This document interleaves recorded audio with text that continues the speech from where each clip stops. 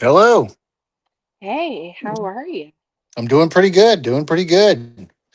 It's Good. another beautiful Monday. Yes, it is. It is. I am very excited for tonight's show. We have Keith and Carl Johnson that are going to be joining us here in just a bit. That's right. That's going to be a good one. I'm excited to talk to them and kind of pick their brains about all their crazy adventures. Oh, awesome. So it looks like they're here. Let's go ahead. First off, let's tell them who they are. So That's right. they are demonologists, and we are so excited to be asking questions and getting to know them. Let's go ahead and welcome Keith and Carla. Hey, there they are. Hi there. Hello, Hello. Hello, gentlemen. welcome. Well, Hello, how are you? Good to see you. I'm sorry for being a little late, but it was unavoidable. And there are reasons for it, and I'll explain. Uh, you just have Carl Johnson tonight. No, you Oh, have Keith too. wonderful. Oh, Well, wait, they gave you did we both. have Keith? Keith is in the Yes, you have studio as Keith well. as Yeah. well. Oh, Keith did. He was able to hook up. This is good. So Yes, you I have was. both of us. That's All right. We do. right. Yes, Yes. so Has excited. he already been talking? Has he already taken over? Not yet. Not yet. Yeah. Well, I put in my demonic appearance here. There you go. Yeah. Nice. Keith. So, Keith how's your might days have. been? Oh, my day hasn't been too bad. I mean, Okay. I'm still in the end stage of what I have. Keith might have explained that his house has been struck with the plague, and he's Oh no, Oh yeah. Well, he's no. it's the cold thing going around. He got a tis the cold, and he's season. getting over his. Now his wife and son have it. Yep. Yes. Oh, that's such a bummer. I'm so sorry to hear Yeah. that. Yeah.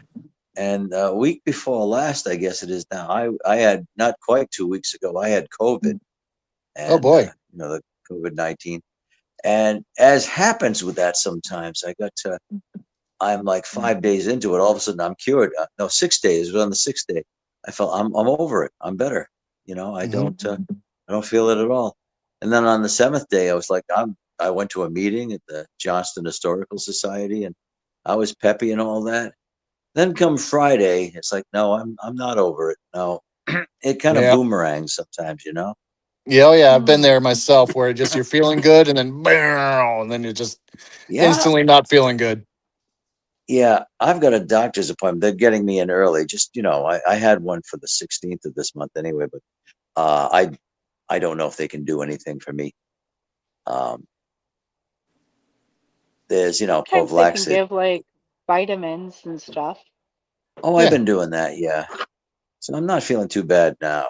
Anyway, Very I've good. got another meeting, an occasion coming up this weekend. But yeah, I wanted to share a story. This is an anniversary for me. Well, not just my birthday, but Oh, happy I birthday. Happy thank birthday. you. Well, that'll be actually it's coming up tomorrow. Happy early birthday Thank then. you. Yeah. We're almost to tomorrow. Oh yeah. Well, I'm glad. I really am glad I could join you guys. I just about gave up. I got as far as the studio, and then it wouldn't let me in. But what I should have done is I should have just stayed there and sat and not trying to get in, and then That's all it right. followed through after a while. It's all divine timing. It No happened when it worries. should, right? Yes, I think it's meant to be. Yeah. Well, it's good I'm on because I'm going to talk about totally revising demonology. Uh, I just Cool. hope my Ooh. brother's up to snuff with it. No, I'm teasing about that. Yeah. Actually, I am working on revisions in demonology. Trying to incorporate the psychological profiling more than it Ah, has been because it's such a supernatural. You can't get away from the supernatural aspect because it's called demonology.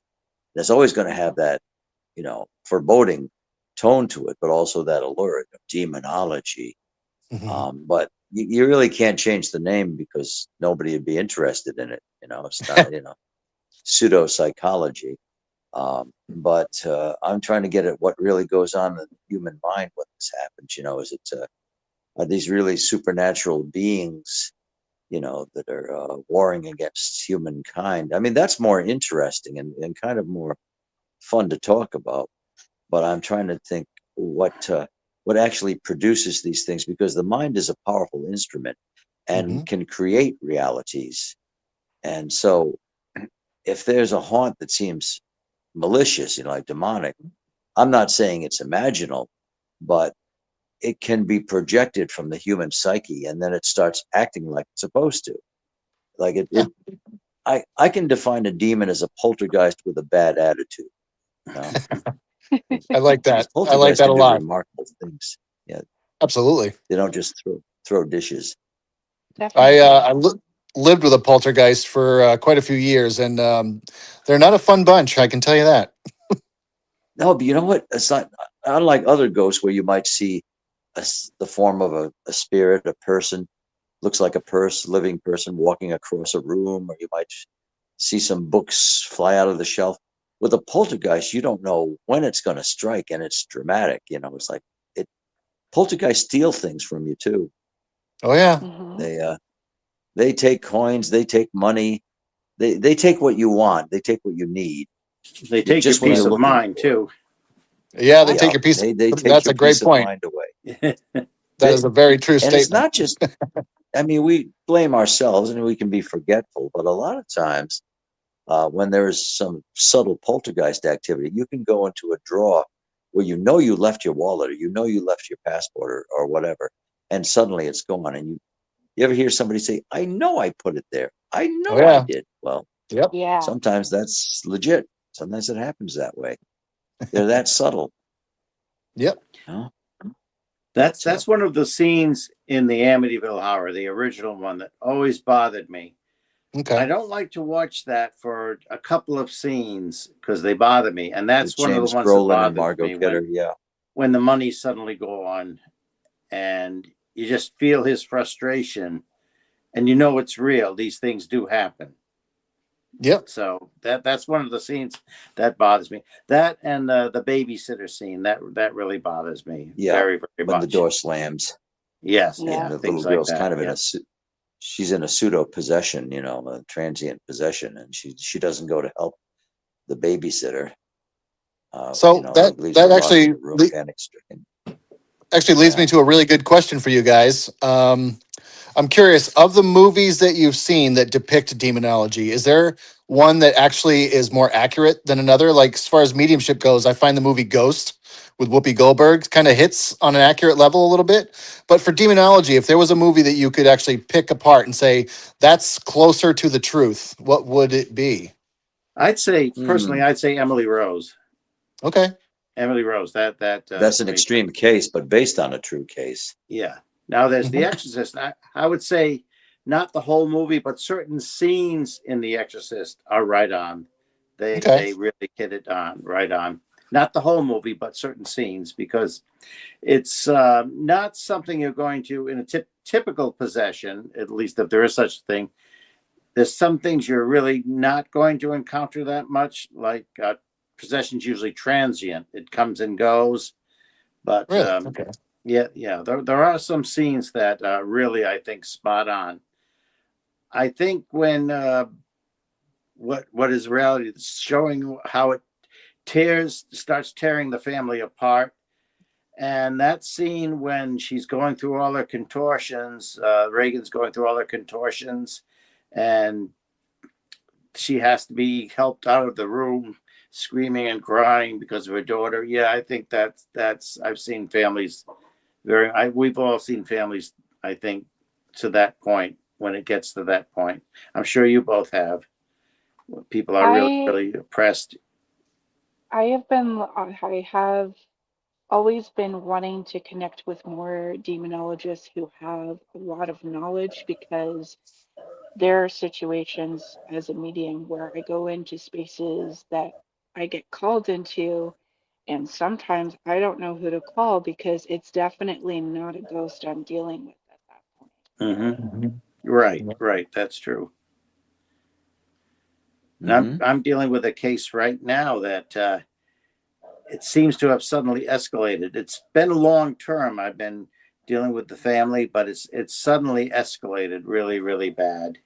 And it's hard to tease apart at this point what is actual demonic activity and what is the family just breaking down because it's been so lengthy and so long, and that's really makes it very difficult when it gets to that point.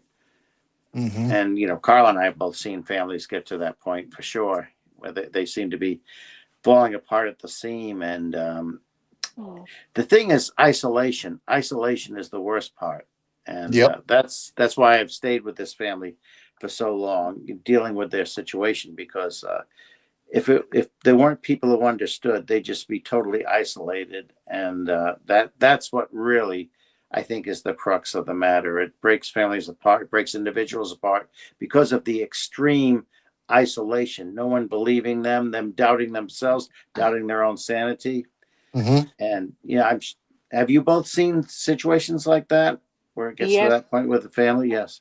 yeah, I actually had a very extreme case in Arizona, where there was a child, that a younger girl, that was definitely dealing with, yes, the mental health, but also there was definitely some possession Yeah. stuff Mm. going on there. And I ended up having to reach out to other people because I really wanted to help this young lady so badly, but it Mhm. was outside of my expertise. And I always believe in authenticity.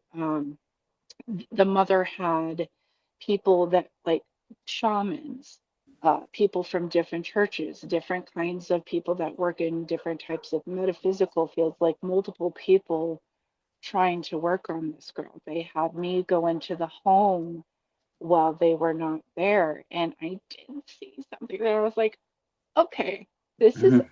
outside of my experience. So I did call one friend who knew somebody else that was able to intervene, but apparently the mother just wanted to work with me and not with them. But I'm not a demonologist by any means. Hmm. So, It's a very precarious situation when you're there alone by yourself. I think for anybody, it's very risky in a Yep. situation like that. The only time I've having ever actually. case, Oh, go ahead, Raven. I'm sorry. Well, what I was oh, saying is, I was just, the, I don't want to interrupt, but I Oh have no, no it's okay. choice. But I, that's one of the most fascinating aspects of demonology, and brings it into more of a legitimate science, actually, or discipline. Is Mhm. that you have to try and assess what is, you know, the propensities of the human mind, what's, psychological malady, and what is actually supernatural or borderline supernatural. And sometimes they blur. It's because, Mm. there isn't much, literature on this particular aspect, how to define what's of the mind and what's of the spirit. And it's very hard to find, to decide where that one ends and the other begins. And what I found is they actually blend together. Mm. I think it is all rooted in the human psyche, and Really? Okay. but that doesn't mean that the supernatural doesn't happen, or the preternatural. There's sometimes that people will act and do things. People who are afflicted, thusly, will act in certain ways that they wouldn't have or couldn't have before. Like, speaking in a language they hadn't known or studied, Right. or objects in the mood, like, you know, PK, psychokinetic, psychokinesis activity, um, sometimes does happen. And it's very hard to say what's naturally the temptation is to jump into explaining it with the supernatural. But the mind is a powerful tool. And this doesn't make it any easier for us, because if it's not clinical, you don't really know what to do, uh, except try to arm yourself spiritually. Right. And I was going to say about production, that, besides movies, there's there's a documentary called the Exorcist Prayer by filmmaker Ryan Cavallini, and Hmm. with a V. And it can be hard to find, but an internet search could turn it up.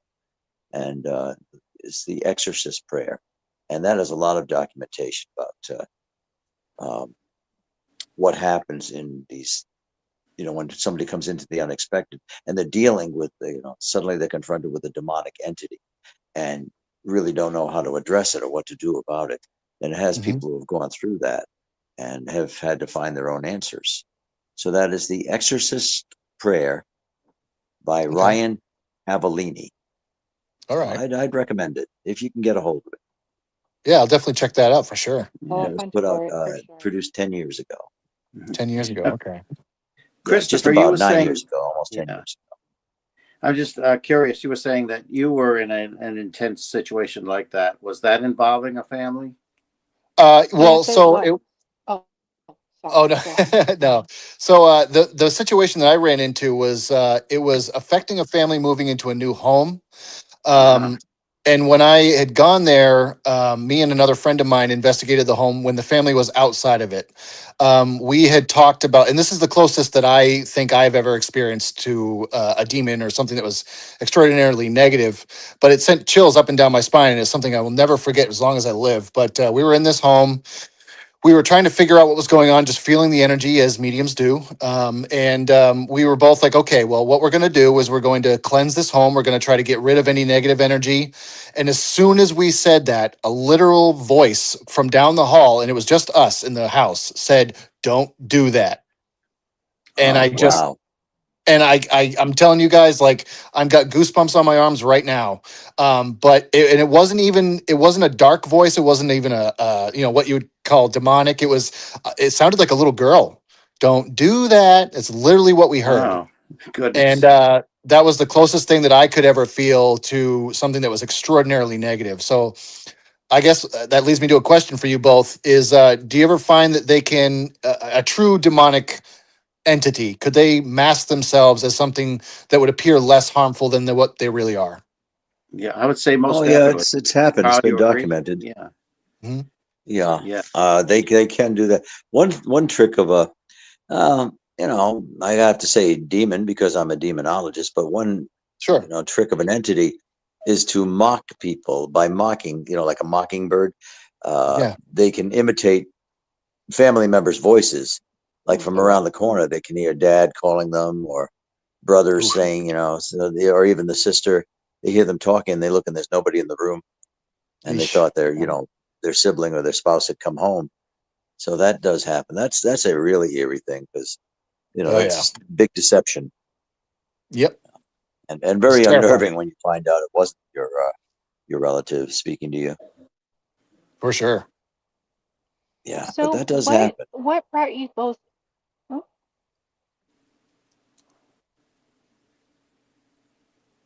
You've been struck mute. oh, there we go. There it I is. was going to ask, what brought you both into demonology? Because I Mm. would love to hear about the roots of where this all began for both of you. That's a good one. Well, as far as ghost hunting and paranormal exploration goes, I think it was the most interesting, the most fascinating aspect of that, because you're dealing with something that really has personality to it, and Mm. there shouldn't be such thing as evil spirits. That sounds very supernatural, very superstitious, and yet it's been with human beings since there's been recorded history. I'm sure before that, there's always been a dark side. We live in a planet of duality. Uh, Everything has an opposite. Like there's, in the most profound senses, there's life and death. There's night and day. You know, and then we get into there are good spirits and bad spirits, angels and demons. Everything seems to have its polar opposite. So the ones that seem more interested in disrupting the human race seems to be the demonic aspect. Uh, they show up more than the angels do for some reason, and it found me. Demonology actually found me. As my brother knows because he was with me at this. The Our first residential paranormal investigation actually turned out to be a house in Harrisville that 40 years later would start to be called the Conjuring House by dint of the Oh yeah. movie.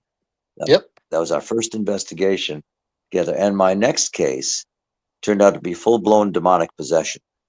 Oh wow. And that was a case in Providence, Rhode Island. And my brother was there for that as well. He was, I felt I wanted him there for this. And that was and that actually, that case is documented in that special I mentioned, the documentary called the Exorcist Prayer. They have Okay. a display of what happened there, and it tells the story. And it seems after that, people were starting to call me. I had a reputation as someone who would stand his ground.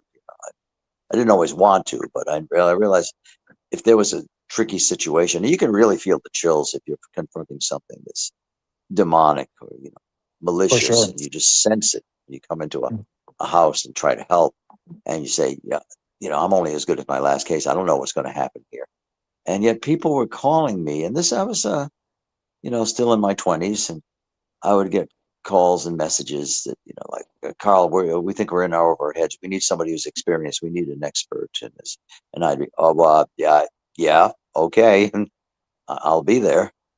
And but I realized that if I was helping us in a situation like that, I couldn't just leave. I couldn't just bolt or run out, or say this is Right. inconvenient. I don't know what I'm up against, because that's not going to instill confidence in the people I'm trying to help. So I stuck with it and I learned. And but when it's a hairy situation, you don't know what a subject's going to do from moment to moment. You just kind of brace yourself and realize I'm my own person. I'm here for a purpose, and not going to be driven out. So it seems like I was called to the darker cases. Mm, Uh, People thought I knew something, but well, I would stick with it, and I wouldn't overreact. So always keep interesting. calm in those situations, or if you can't feel it, just act calm, and that it will become real. So it's demonology seemed to find me. Here I am. I think it's pretty much the same with Keith. Yes. Yes, I recall very vividly. I was still a teenager. We're in a very precarious situation. My brother was downstairs. I was upstairs with the children of the family. There were 5 daughters, and they had a friend sleeping over, and they were all various ages. But something came into the room, and it was not good. It was very just. It felt very very wrong, and it was draining from us.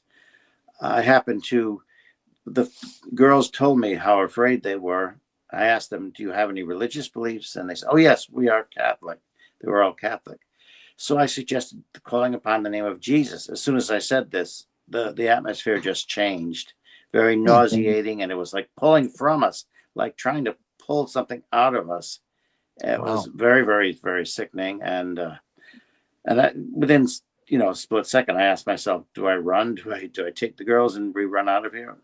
But no, I stood my ground, and I kept.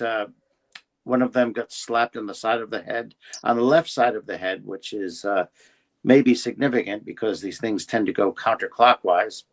And she was very, very afraid. They were all terrified. But I just said, "Call upon the name of Jesus." I said it twice more. And suddenly, whatever it was just left the room. It Hmm. just left. And they all looked around and said, "It's gone." You could feel the atmosphere change. "It's gone. It's gone." And there was a window in the corner that could not be closed because of the summer humidity. It was an old house, and the wood had swelled. They couldn't close it. But as soon as I had said the name of Jesus, that came slamming down with tremendous force, Oh and boy. everybody was frightened. But it left the room just as quickly when I called upon the name of Jesus twice more. And it didn't leave the house. That wasn't the end of the story, but at least for that moment, the girls were confident.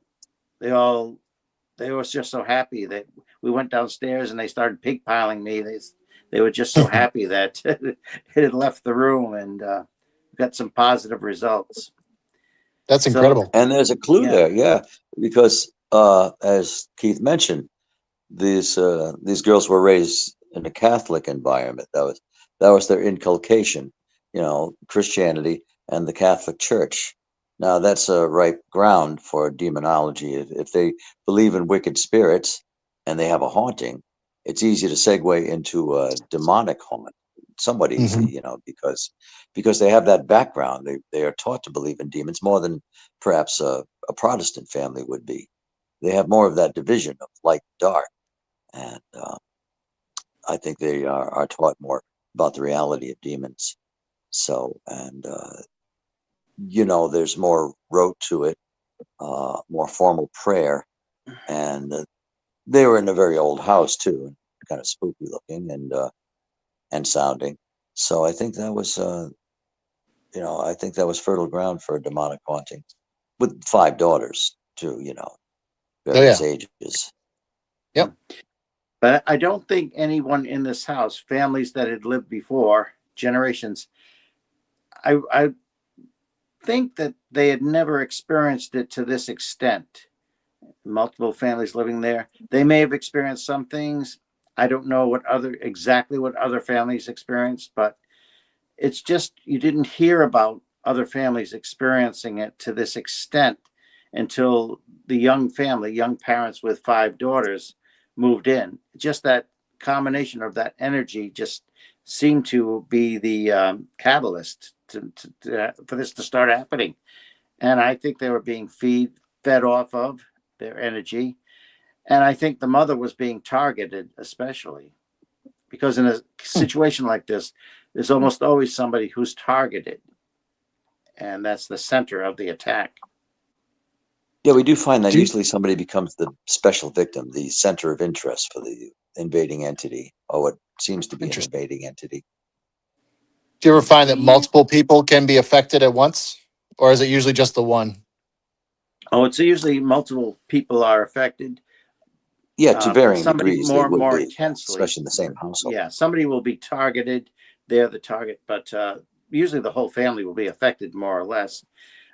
Sometimes the father of the household will tend to scoff and be the skeptic, and Mhm. sometimes he'll be left alone for quite some time, and he's the skeptic. And sometimes these spirits count on the father or the male figure of the family to be the skeptic and just say, "You're not experiencing anything, it's all your imagination." I've seen that Uh, happen multiple times with families. But you know, women tend, just generally speaking, they tend to be very frightened in situations like this. They Their emotions are more and more intense, but I find that it's usually the male figure that eventually takes it worse, a lot worse, hmm. because they're something about the, you know, social aspects of it.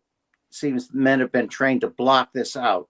I'm the man of the family. This can't be happening. I'm going to protect my family. They're just imagining it, and I'm going to get this nonsense out of their heads. But they wind up really getting the worst of it sometimes in the end. Because they hold it in, whereas the females are Yes. more used to expressing their you know, their emotions, their feelings, their sensations, their intuition. They'll speak it, whereas the man doesn't want to be embarrassed and say, "Oh, I, you know, believe in the ghost too." He really will resist that. But when he does cave in and has to admit to it, it's usually it's a breakthrough, but it's also traumatic for him. Sure. I can imagine. Do you Yeah. feel that some of these um, that come through are very like parasitic um, energies? Because when you mentioned that they were drawing energy off of those Mm-hmm. specific people, it makes me think of a parasite a little bit. Yes, yes, definitely parasitic. I'm glad you mentioned that. Definitely parasitic. And in fact, sometimes when I'm dealing with these families and we're talking about what type of a spirit or entity this might be, I don't automatically use the D word. I try to describe what it might be like. This might be parasitic. And usually when I say that, I say the word parasitic, they jump up. Yes, yes, definitely, definitely. This is parasitic. It's feeding off of us. So I Yep. usually say like parasitic or contrary, a contrary spirit, or Hmm. just, I start out by saying just possibly negative aspects. And I don't even start with that. I just say what's going on with this. Why is it? It's got a certain nature to it, and it seems to be, I don't know. It's just creating this negative aspect, this negative atmosphere, and but I take a lot of what the family says about it, what kind of activity is going on. And that's how I start to label it. And I always say it may be, I don't say definitely, it may be creating this havoc or this atmosphere. But basically, I let the family do the talking, especially in the beginning stages. Yeah, so in fact, I addressed a case where I had to invent terminology for what we were dealing with, and I came up with Lamia navitas, which is Latin for energy vampire, because it was just pulling all the family members were affected, but it usually is the lady of the house. I find out it's targeted most. She was just like getting more and more depleted. You might think like nowadays they probably say she has COVID-19 or something. Oh, you just don't have a fever. But she was getting more and more fragile and all that. It was only when she was in certain rooms at certain times, and yeah, it did seem to be draining her. Well, eventually it did become the entire house, but she would feel it more in certain places, and so that was what I termed it, an energy vampire, Lamia navitas. Yep.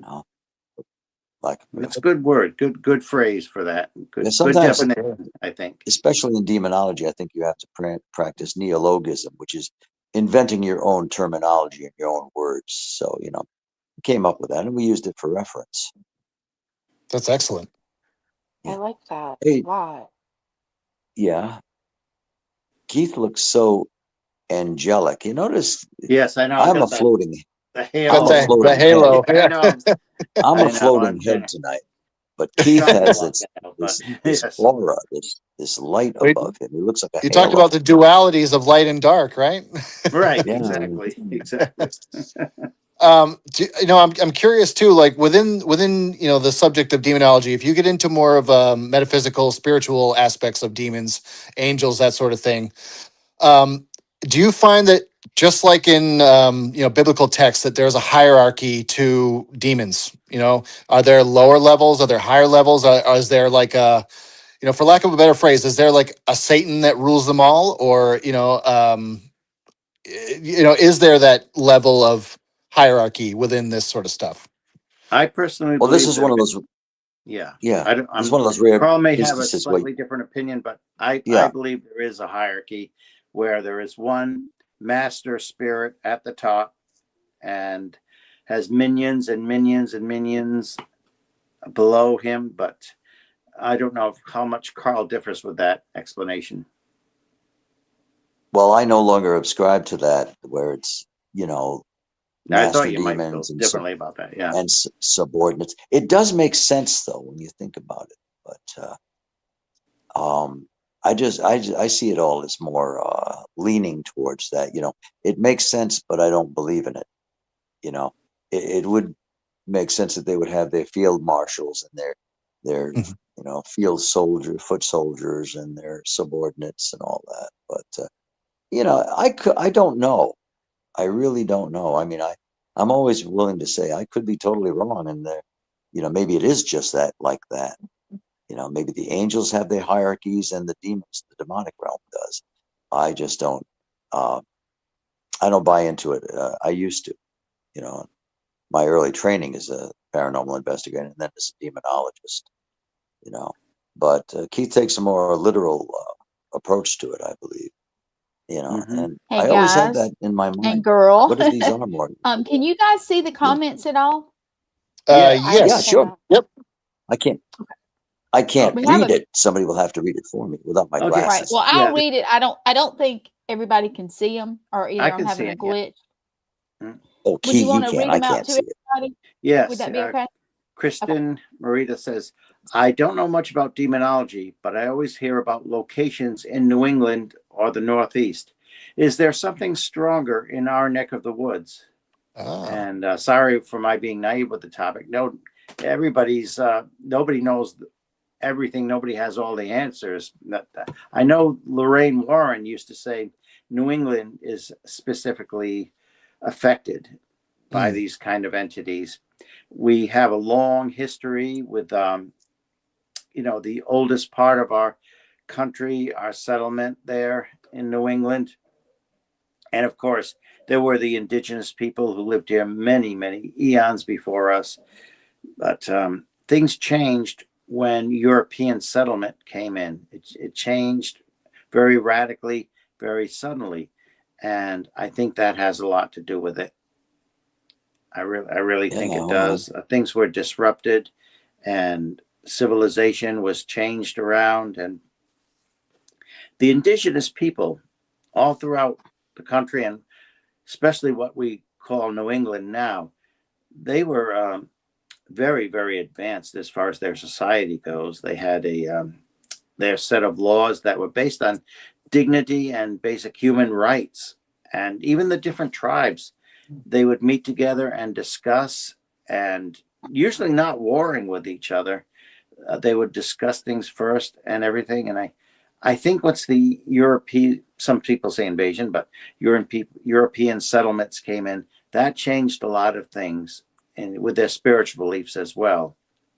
And I see, are mirrors used, Christopher says, are mirrors used by demons in your experiences? Good question. Yeah. Mm-hmm. I think to a certain extent they are. Now, that doesn't mean we have to go covering all the mirrors and everything like that, but I think sometimes I believe they are, that mirrors are used, the reflections. And what's your opinion about that, Carl? Well, there's a quantum You've got that influence to scrying mirrors. mirror There has to yourself. be, So. you know, yeah. And mirrors they so much, reflect our reality that I think certain spirits will make use of that, and it melds with the human mind and becomes a quantum manifestation. If you know what I'm saying. I can Interesting. best illustrate it by example. When I was in a certain haunted house, it had a reputation for haunting. And I had been in that house before, and I saw I saw, oh, there's that mirror. The mirror's still here, and a very old mirror. I don't know, decades. So I looked at. I hadn't looked at my reflection in that mirror for I think it was 18 years, and it had been a while before that I first looked in that mirror.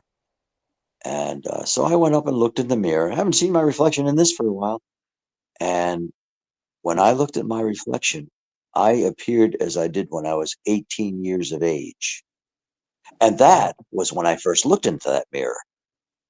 It was freaky. And I was, I like to think of myself as an empirist, a realist. And I said, I am seeing myself when I was 18. And I mean, I was wearing my modern polo shirt. And this was in year 2019. It was June 2019, and my reflection was moving with me, but I had shoulder length hair, and I just looked younger. And I said, I experimented with it later, like on other occasions when I was there with the same lighting. It was sunny outside, but I said, no, I'm really seeing myself younger. I called for other people in the room, but I didn't keep it up because I said, I know as soon as they get here, it's going to stop.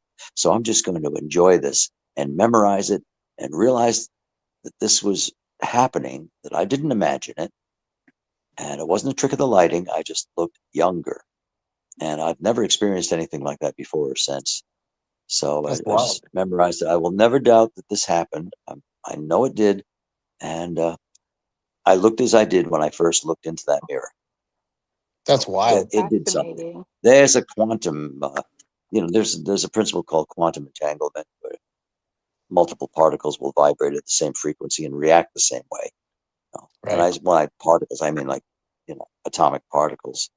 So, yeah. But Carl, I think somebody remembered you back. too and wanted to. I think somebody was is a spiritual experience, but I think an entity remembered you from the past, all those years before, and was kind of. I don't know if it was meant to taunt you or just get your attention, but I think that. Oh yeah, I can't figure it out. I'm just trying to think of some commonality, some principle to attach to this. But yeah, maybe it was saying, "Hello, I remember you. This is what you were." Right. Yeah. Mm-hmm. Because if it was by accident, I think more and more people would be having an experience like that. Yeah, not too many people. I've never heard anybody have quite that experience. Well, and you had talked earlier about it if you mimics. get the chance. You had talked Yeah. earlier about mimics within demonology.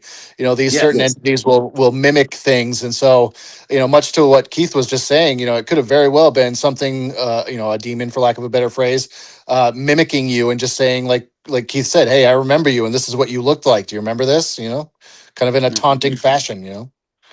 Yes. Yeah. Yeah. And Yeah, of maybe I course, was looking at there's, Keith in the mirror. You yeah, know, but there's the mirror that was owned by Ed and Lorraine Warren that somebody had been using as Oh, a wow. conjuring mirror, been using mirror magic. And supposedly that individual who owned that mirror, well, things got out of control and they had to get rid of it because it was really taking over that individual's life. So gave it to Ed and Lorraine Warren. And that's the story of their mirror that they have. Mirror magic was used in it. Oh A wow. magic mirror on the wall, and the old rhyme. And yeah, that's what happened with that mirror. And who knows if entities are still, I would say trapped, but still dwelling within that mirror, or at least familiar with that mirror, using it as a familiar. Hmm. mm. Oh, mirrors were used in scrying and in conjurations going back to Dr. John Dee, who was in Mm-hmm. the court of Queen Elizabeth I of England, and he was the court astrologer. And he would experiment, he and his associate, Edward Kelly, would experiment with invoking angels, angelic power, and they created a psychomantium, which is like a chamber for invocation, a special place set aside for that. And they would employ crystals and mirrors, to do their conjurations. So I think they were kind of innovative in that, you know, For sure. I've bringing seen things a in. couple, I've seen a couple of spaces in different countries that I've been to, where they have, the mirrors and they do that exact uh, conjuration to be able to speak to them. So that makes perfect sense to me. Yes, I read up on that when I was first learning about magic and magical procedure, and what had happened centuries before. And I always thought that was pretty cool. Set up mirrors and slant them certain ways and look in it. And then there's the ritual that young girls would used to do.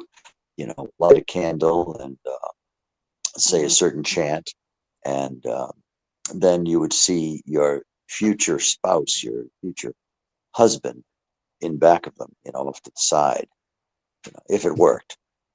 It Sure. probably did sometimes. But I'm always fascinated with like mirror magic, Mm-hmm. what Absolutely. people have tried to achieve with Yeah. There's a those. lot to be said about mirror magic. I live in Salem, Massachusetts, where, Just um, thinking about Salem as what we were talking about yeah, reminded me. Yes. And what experiences yeah, did you have there. there? Probably quite a few, correct? In Salem, Massachusetts, when you lived there? Sorry, could you repeat that, please? I was just wondering what kind of experiences you had when you were at Salem. Probably quite a few, right? Well, I live here in Salem, and Okay. I work with a lot of different people that follow different paths and traditions Yeah. and walks of life. And I have heard of different While you're things speaking, I'm going to get my charger that cord. Yes, do that, Carl. Yes. are interesting. So it's fascinating to see how different traditions view different things and Mm-hmm. how different walks will pull through a mirror to be able to connect with certain things Yes. in their explanations. So, yeah. Hmm, Mm-hmm. that's cool. It's interesting how the disturbance first began in Salem, Massachusetts. I'm sure you're very familiar with the history of it, and how in the home of Reverend Samuel Parris and the servant woman, Tituba Indian, was talking with the girls. It was a long, cold winter. They were very, very bored, no activity, and they started telling fortunes, of course, using cracking an egg and putting it in water and seeing what shape would the egg fall to within the water. And of course, all it took was for young Betty Parris to see a coffin, and that's seemed to have started it. And it's interesting that Reverend Parris, of course, he did get carried away with all of it and became somewhat of a villain in the malady there. But when this first happened, he did the sensible thing. He called in the doctor instead of automatically attributing this to the supernatural. He called in Dr. Griggs. And supposedly it was Dr. Griggs who said, I can find nothing in my medical books about this. So I think the evil hand is upon them. And it was the doctor's diagnosis that started the hysteria there. And then, of course, everything got way out of hand with neighborhood property disputes and the whole story, you know. Oh yeah. Interesting place, though. It is. I have definitely had some pretty incredible experiences here. I'm originally from California, and I moved out here about a year ago. Mhm. I have learned much more by actually living here than I realized I would even begin to learn Mhm. about the history and everything else too. Yes. That's cool. Keith, I'm curious about something. You know, obviously, as mediums, we hear this a lot from people who are extraordinarily religious. Yes. But some people say that we're not actually connecting to loved ones in spirit; we're connecting to demons. Now, what's your thoughts on that? Well, personally, I think a lot of times it is connecting to demons, and of course, I think a lot of times we are answering our own question. And you may agree with this, that a lot of times when people are scrying or using divination, uh, using a communication board, or using tarot, or whatever, that you're answering your own question. That's just the vehicle. That subconsciously you're arriving at an answer, and that's just a tool that sometimes helps you, of course. But I think that sometimes it is communication with an evil spirit or demonic spirit. I think most of the time it's not necessarily an evil spirit. Sometimes it can be, but like I said, sometimes it's just you're using your own subconscious and coming to answers and figuring out things yourself. But one thing I find that people make a big mistake in this. It's not that it's not that I'm pro divination, but I knew for one example, I knew these two young women. We were historically looking up a young woman who lived in the area of Rhode Island.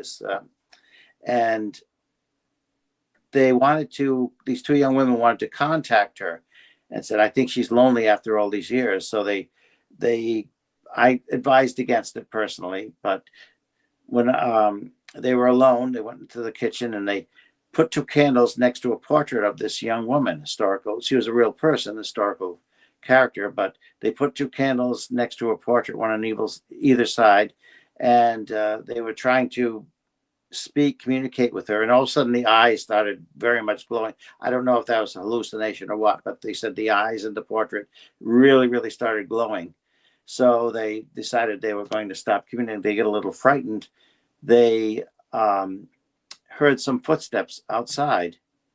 So one of the women was about to leave and go home to her car, but she was afraid to go out alone. There's somebody out there. So both young women went outside.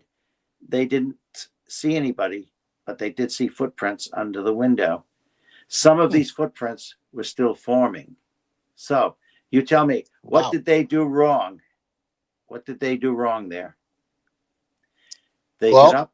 Yeah, go. Yeah, I want your answer too. Yes. Well, I mean, I think that there could have been a myriad of things that they did wrong. I mean, one is going into it with a certain, with a lack of intention to connect to a higher vibration, a higher frequency, right? Connecting with somebody that they don't know or that they had no previous knowledge of connecting with beforehand, Right. right? Yes. It's not a loved one. It's not somebody they knew or cared about. It's somebody No, that was a not at stranger all. to them. So Yes. I think that those are things that would be red flags. What do you think, Raven? I would say, make sure that you're setting up your protections and your boundaries when you're connecting with things you don't fully know that you're trying to connect with. And I would Mhm. agree with you in a lot of ways. And Yeah. actually every way that you're explaining, Chris. It's it's definitely a way to be able to connect with people. Sometimes you light a candle that gives them the energy necessary to be able to connect with Mm. the um, physical plane. It depends on the history and background, but I do think that going into things with a little bit more caution in the regards of being aware of what you're doing and how you're doing it and what intentions you're setting when you go into it is important. Yeah. Mhm. Yes. And I think one thing they neglected to do, well, they got up and stopped the communication. They just left the phone lines open, so to speak. They left the Yep. communication open. They did not Yep. do a closure or anything. And they Great just point. left it. Yes. Yeah. So I guess they realized what they may have done wrong. So they immediately rushed back in. They relit the candles and they said, we are so sorry. We wish to thank you for being communicating with us. We wish you goodbye in peace. And please do not, connect to us without permission. And they did a closing, and that seemed to stop it Yep. when they did. Chris- And I have seen Kristen people, says, yeah, oh, go ahead. no, Oh, I've I seen was just people, going to say, go ahead. no, I've seen people get up from doing a spirit board and just walk away without any closure, leaving the line Right. open, which I think is disrespectful myself. But Right. and Kristen says, I never understand why people go looking for spirits. And when they come, the callers get scared and run away. Yes. You see that umpteen Yeah. TV shows too, give us a sign of your presence. Oh, and then they Yeah. scream and Oh my everybody God. screams. Yeah. Oh my God, no. That Careful is what you so wish funny. for. I know, right? I know, right? Yeah, If you go chasing for things in the dark, don't expect them not to come after you, right? right. Exactly. That's exactly true. Sometimes Exactly true. ask and you shall receive. Oh Right. yeah. Right. Exactly. Yeah. Some Um, people do it for a thrill. So, yeah, yeah. It's like you can't get that experience or that kind of jump scare truly from a spiritual side, at an amusement park. It really comes from the energy that you receive when you're messing around with these spirits. In my yes, opinion. very true. Very, very true. That's the real Um, deal. so earlier in the show, Carl, you had talked about how you're kind of shifting your perspective a little bit, and you're kind of you're wanting to shift kind of the thought process on demonology more to the psychological. Can you explain a little bit Yes, how yes, you're meaning. planning on doing that, and what led you to want to pursue that kind of thought process? Yes, that's Well, intriguing. eventually, what I want to achieve is to actually take the demon out of demonology and have it not, discourage using that term. I Okay. mean, we need it now for reference, and it's more interesting to use it. But eventually, I'd like to get to a point where you don't see these as supernatural entities; you see them as creations. Yeah, they behave like supernatural entities, but they've been made to do that. They come from our minds. I think it's actually a more healthy process to try and get to the core and what created the trauma, what traumatized somebody, stressed somebody to the point where this entity had to be projected and takes on a form, a mind of its own, or So, acts Carl, like you it mean like a does. tupla, I something want to bring it created by people? more A internal. tulpa? Yeah. Is that what you Yeah, mean? Like I, something that's an entity I do. I that's think the created? human mind is capable of doing that. So how would that explain Yeah, when people and are I possessed mean, it and they will start act like it. speaking in tongues? Oh, sorry. No, yeah. Um, Um, Good question. Yeah. Why? I've Why no, do you I've say? never. I would like to analyze, not so much debate with somebody, but analyze. Show me a case where it absolutely could not be something that was a product of the human mind. right. And Yep. I think when you pare it down to the essentials, I think it always is, insular. It's always is the human source. And and I think Keith will concur with this. I've never approached a demonic case I have to call it that. I never approached a demonic case that didn't have some kind of some seriously unresolved conflict or trauma where the person's life divided at some time, their course divided, and it stayed with them.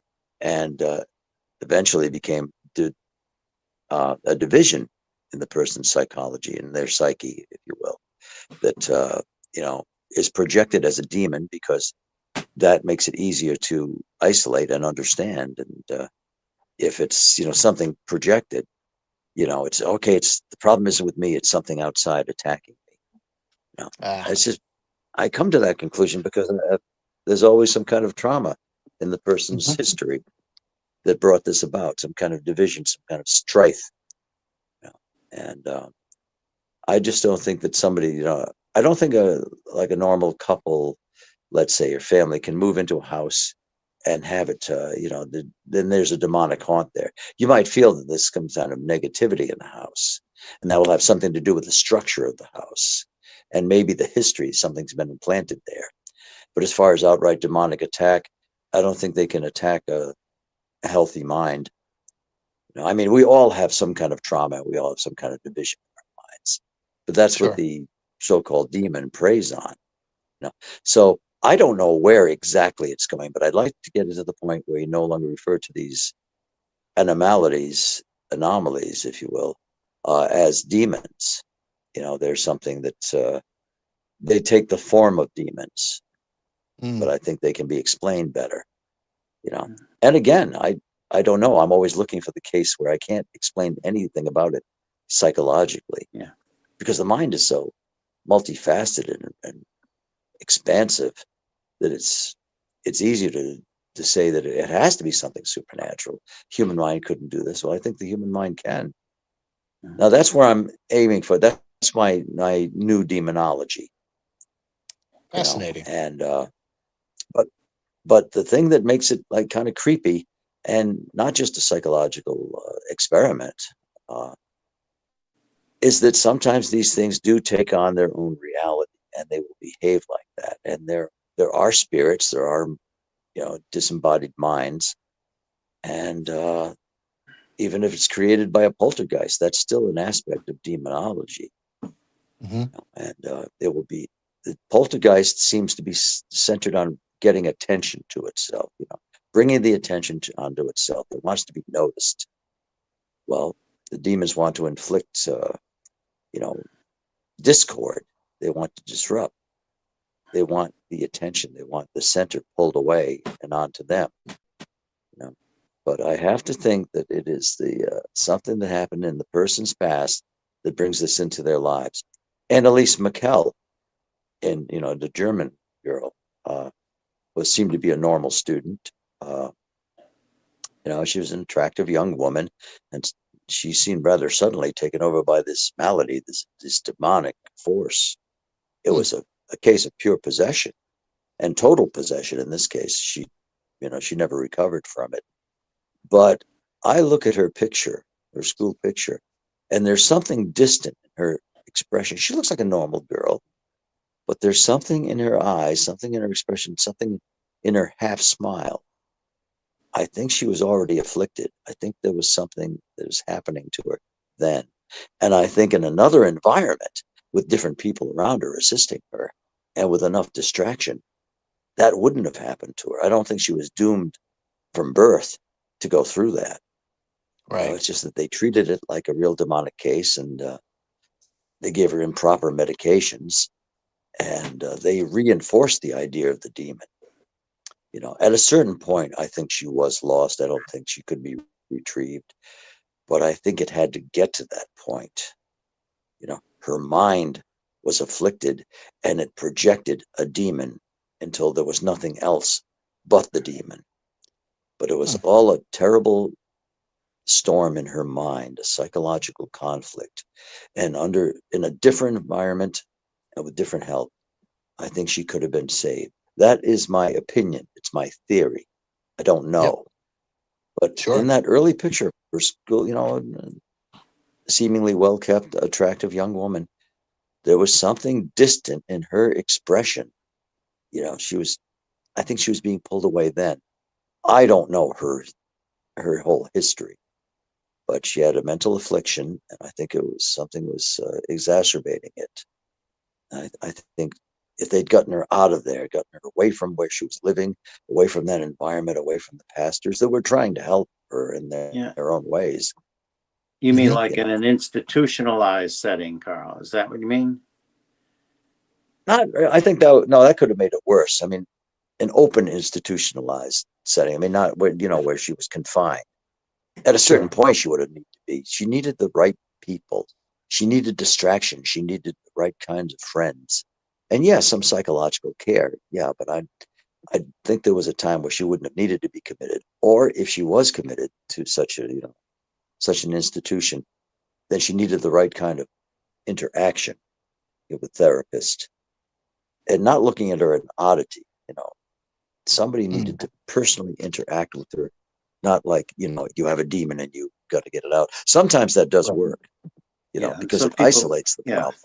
It Some people and ask if Annalise separates it. was, if she was killed by the demons. Well, her cause of death was listed as exhaustion and malnutrition. And anyone who sees photos of her, you could tell she was starving to death. Severe malnutrition. Some people ask why, since they did all these exorcisms, why weren't the demons driven out? Well, supposedly, this is what I've heard, the demons were driven out, but there were some master devils that absolutely refused to give up their, she was like a soul victim. They refused to give up their hold on her, and they were extremely, extremely powerful, and she just didn't make it. It went on for so long, but supposedly she was always true to herself, true to her God, true to her convictions. So, I mean, it's a mystery we'll never totally know. We'll never totally know all the answers. Not in this life, I don't think. But Mhm. She I know had that. a propensity for delusion, and she would see demons in people's faces. I think if she was not brought up religiously, I think she would have had a better time of it. I think she would have been all right. That's an idea. If she wasn't, like brought up in a Catholic environment, and not to, say it was just Catholic, but if she hadn't had this religion, bringing up, and something must have happened to her when she was an adolescent or even before, but she became obsessed with religion in her way, and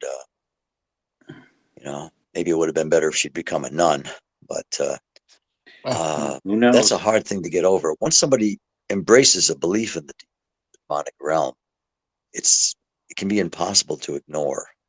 I'd like to know when she really became afflicted. I think if she was brought up in a house that didn't have a religious faith, it would have been, she wasn't exposed to that. That became a catalyst. She started seeing evil, demons in people. That's a very fascinating point that leads me more towards the psychological, like you talked about. Yeah. Yes. And it's so much to talk about. You can debate it, you can analyze it, and we really won't know what went on in her head. But that's just from my own, and of course I didn't know her personally, but that's from my own observation, having studied the case. Sure. I just don't know when she became disassociated. But in that school picture, I see disassociation. I see something's on her mind, something's wrong, something's pulling at her. Mm-hmm. Yeah. And I can tell Christopher and Raven, I can just tell you're both very compassionate people, that you're empathic.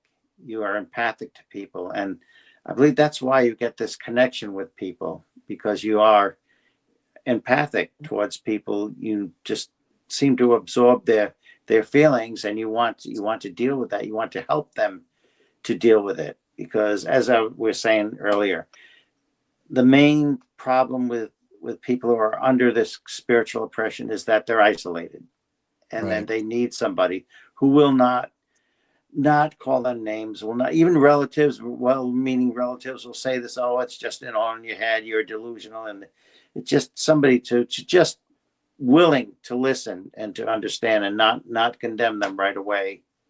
So you both have to be very compassionate people to deal with this and go through this the way you both do. Well, thank you. Sure.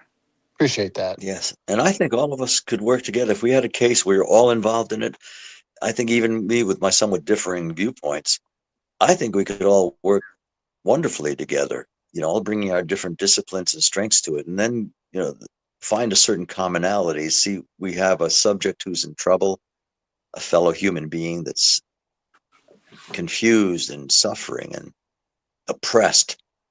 We can get in and all in our own capacities, we can help and come in a crescendo, do it all together, Yep.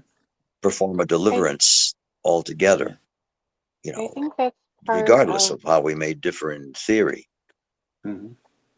yeah, I think that's kind of part of what having connections with other people within, different ways of doing things and different like learnings and understandings can do, especially if you don't necessarily always do the same exact things or work the same way, you can kind of learn how to help somebody through those various forms for sure. Yes. Absolutely.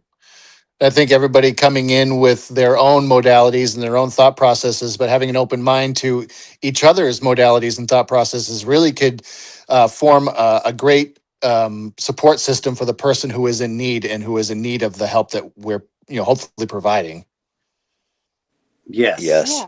Yes, As indeed. long as we I all agree. agree that we've got that common goal. Exactly. Mhm. Yep. Exactly.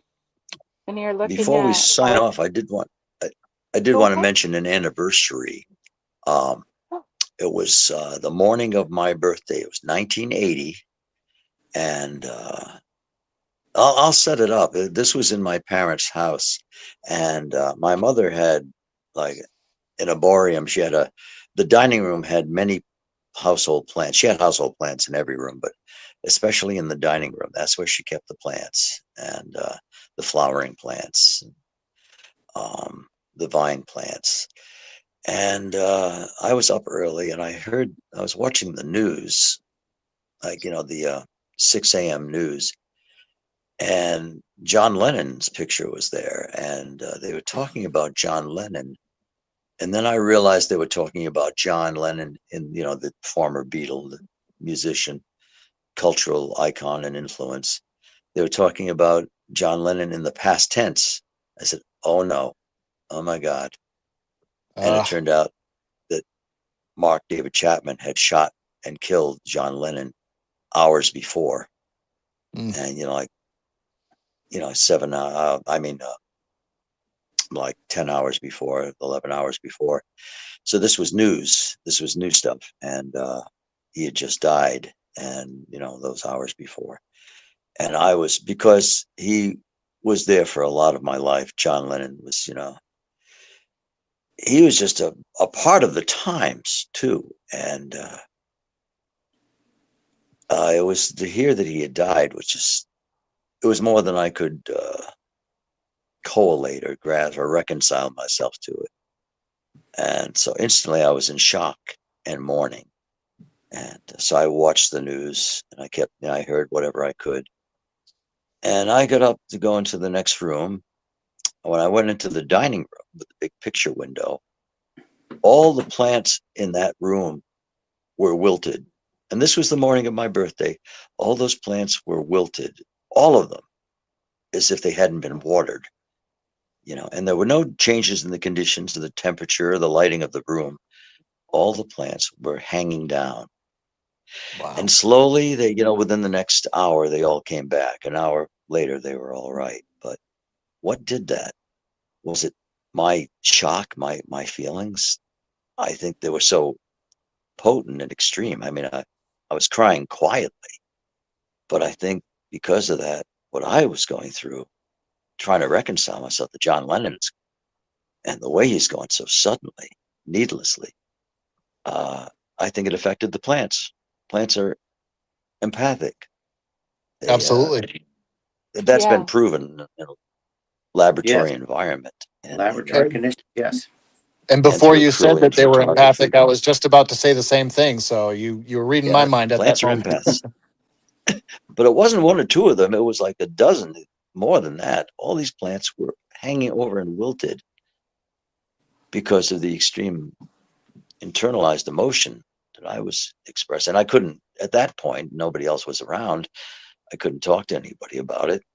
But that was the talk of the month. And yeah, so I mean, that my feelings reached out to the plants. The plants were mourning with me. The plants were in shock too. Fortunately, they all recovered. You know, but Well, that that's was to walk in there and find all those plants wilted was stunning to me. absolutely. Yeah, Mhm. a tribute in a sense to the extent of my emotions with that, because it was so needless. I mean, if Mr. Leonard had just, died in an accident or whatever, that would have still been tragic. But to have it happen for so needlessly, that was what got to me. It I is couldn't very feel tragic. anger. I could feel nothing but grief and shock. And plants followed through, Yep. and then they all recovered. I think it took the better part of 2 hours for them to come back as they were before. But nothing else that hadn't happened before, since nothing else could explain that. But my projected emotions. Hmm. Thank you for sharing that, Carl. I think that's a wonderful tribute to John Lennon on the anniversary of his Oh yeah, passing. I was Mhm. reading about it, and I still feel the loss. Yeah. I still do. The Beatles have always been a huge influence and part of my life as well. I was born after his passing, but the it's not lost on me the impact that he had on the people that survived and were alive during that time. Well, I Keith and love the Carl and Beatles Cindy, the three music. siblings, we grew up with the Beatles. Yeah, and yeah, Yeah. you feel it too. We're touched. You're a certain age bracket, you're going to be, even if he was already gone when you were born. That culture is still there, still envelops, our own culture now, our musical sense, and in that sense, they're still with us. And now they're just two of the originals left. That's right. Mhm. Yeah. Yes, and I remember when shortly after he passed, like around a year later, there was a play written about John Lennon. I didn't see the whole play, I just saw some excerpts, but it was mostly narration, somebody talking for John Lennon, his actual writings and his actual saying while they went through the motions of things he had done in his life. The actors on stage went through the motions, and it was a look-alike and sound-alike, almost like a doppelganger of John Lennon. But the way it ended is one of his quotes. He was talking about heroes, what makes a hero. And he was saying, I would not like to be a hero. I don't want to be known as a hero. Heroes tend to die young. And all of a sudden you hear, Mr. Lennon, followed by the gunshots. And the stage goes black. And then when the lights comes up, there he is. And he's singing, Give Peace a Chance. And the whole audience sings with him, is invited to sing with him. And that's how it ended. Oh wow, Moving that's steps that incredibly had to have been. powerful. Yes. I've got chills going through my entire body as you explain That is Ah, remarkable. well, I hope this wasn't too, painful for you, but, I felt it again as I was sharing it. I can't help that. And, Wow. maybe you shared that with me. I I don't like to I don't think. think John Lennon would want us to still be grieving his loss the way he was. He would just rather, Sorry, well, can't help it. I was I here know, Well, but I yeah, was I here for know. a time, and this is what I left behind. And you know, it's kind everything of moved on. Yeah. I guess I'm a shabby Beatles fan because I didn't even realize that today was that day. But on my way back home, I live, about an hour and 10 minutes from where I was previously today. And on my way home, I had an hour and 10 minutes to kill. During that time, there was at least three Beatles songs that came up on my playlist, and I found myself just full tilt singing along to those songs, and just having a great time with it. So maybe I was connecting with him on some level and connecting with that energy of how Yeah. important the Beatles were to all of us, really. Yeah. It's something I always remember, because especially the date, because it's a day before our birthday. Yeah. And my wife Sandra, it's my brother-in-law, it's her brother Dick's birthday on the 8th, and he's a musician, and he looks like one of the Beatles. He looks like he's got the mustache and the hairstyle, because he's older now. But he always reminded me, first time I met a brother, boy, you're related to the Beatles here, because they're all musicians and they have the mustaches, and it's like I was looking at Sergeant Pepper's Lonely Hearts Club Band, But That's so great. happy birthday to my brother-in-law Dick Hutchings. Yeah. Happy Yes, birthday. Dick. it. Yeah. Happy birthday. Mm. Well, And happy thanks, birthday to you Keith. guys tomorrow. Yeah. Yeah, Yes, you. well, happy Keith and I will see birthday. each other on Saturday, and then we'll have a get together at his house Yeah, shortly after hopefully, that. hopefully You know, we're like all we're over our illnesses by then. yeah. That's right. Yeah, So that'll be good. We seem7 or 8 days to be from getting today, we'll get together our at Keith's winter place. illnesses over with early, so we want to get them out of the way That's right. Yeah, 'tis the before season. Christmas. Yeah, before Before Christmas. New Year's. Yes. It'd be nice to be healthy for Christmas, right? Yes. Absolutely. Yes, it is. Yes. Yes, it is. Yeah, it's not like I missed Thanksgiving. I just didn't have it with anybody else. But I'm thankful enough for things Yes.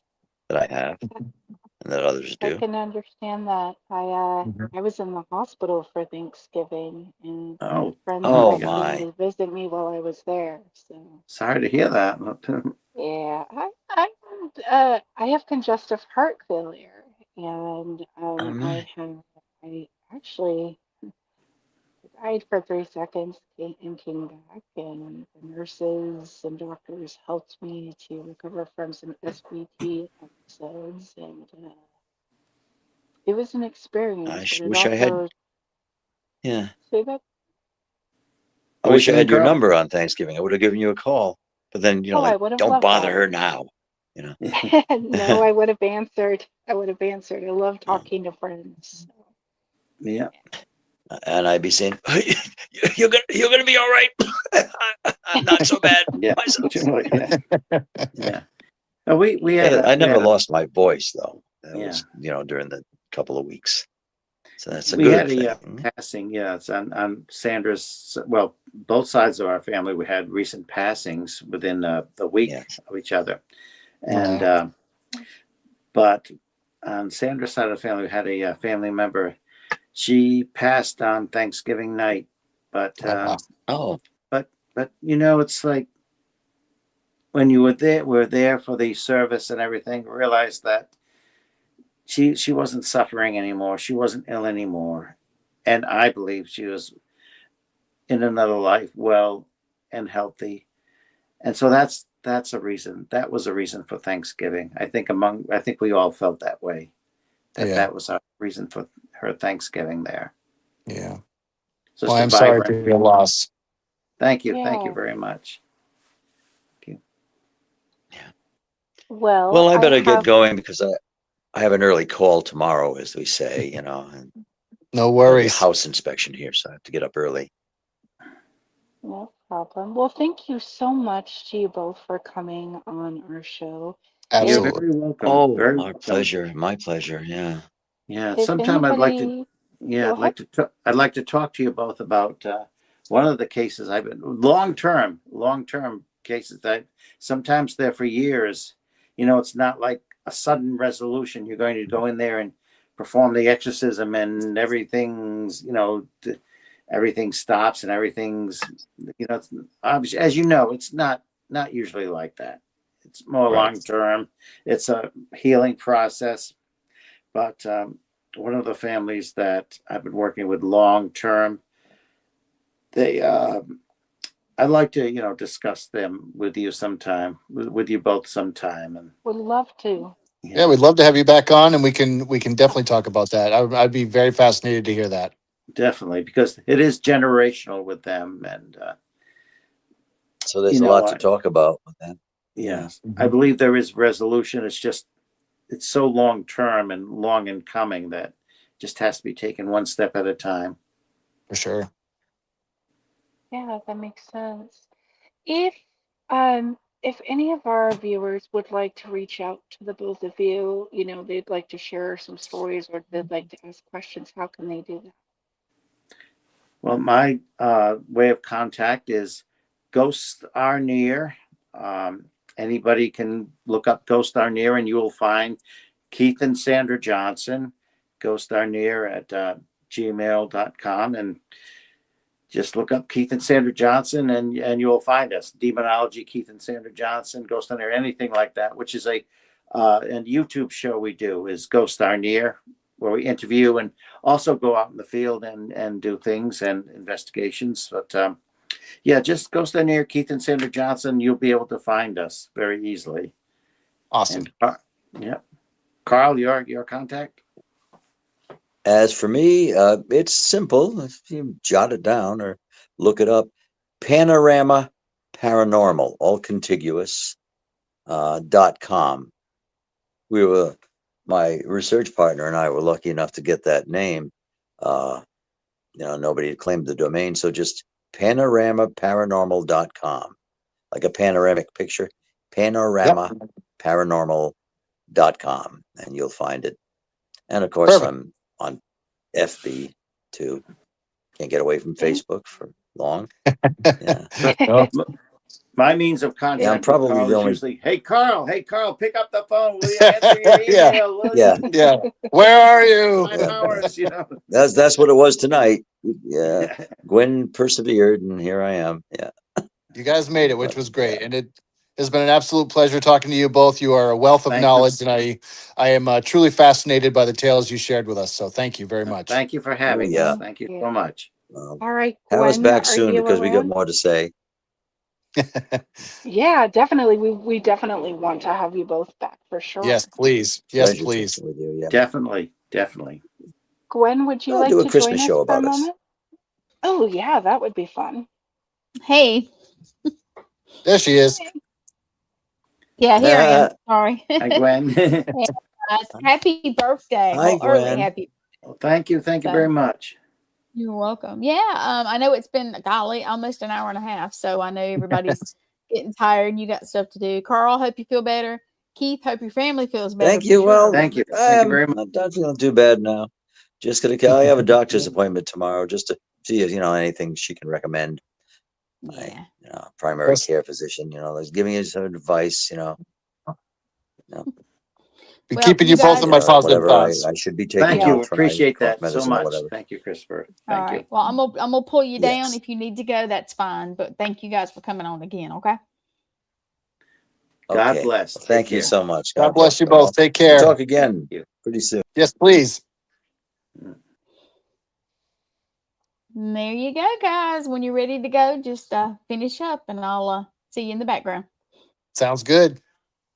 All righty. Well, that was fascinating, and I really enjoyed Yes. hearing from their both and hearing some of their processes and experiences. And I have a million more questions, but because we didn't have time.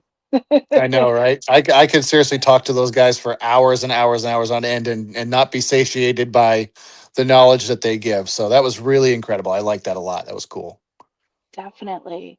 Well, join us again next week at 9:30 p.m. Eastern, Monday. And thank you so much to all of our viewers. If you are wanting to reach out to us as well, you can find us on Facebook. You can email me at themediumfrequency@gmail.com, which is going to be accessible to Christopher as well. So um, find us and we'll talk to you next week. That's right. Have a great week, everybody. Thanks again for tuning in. All right, bye, y'all.